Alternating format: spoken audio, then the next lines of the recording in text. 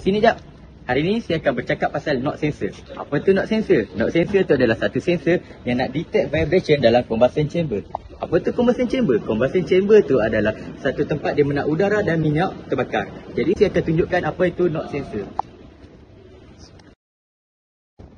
Jadi ini adalah salah satu knock sensor yang berada di kereta. Jadi knock sensor ni dalam dia ada piezo crystal yang menghasilkan elektrik. Elektrik ni akan dihantar kepada ECU. Selepas ECU terima data daripada knock sensor ni, dia akan menghantar kepada ignition timing sama ada untuk diawalkan atau dilambatkan ignition.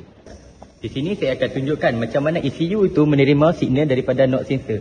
Jadi dapat dilihat dalam graf daripada oscilloscope ni. Di sini adalah keadaan yang normal dan apabila ketukan diterima, ni akan dihantar kepada ECU dan ECU akan adjust balik ignition timing. Pada knock sensor ni kalau dia tak berfungsi nanti jadi engine knocking. Engine knocking tu benda apa? Engine knocking boleh menyebabkan piston cair, gasket leaking, exhaust valve cair dan silinder bercala. Itulah kita perlu elakkan engine knocking. Tapi macam mana? Gunalah minyak enjin yang berkualiti tinggi. Pakai diesel atau petrol yang berprestasi tinggi. Jangan bagi enjin overload. Jangan bagi enjin terlalu panas. Dan rajin-rajinkanlah cek kereta anda tu, terutamanya knock sensor tu di bengkel yang dipercayai. Okey, bye. Jumpa lagi.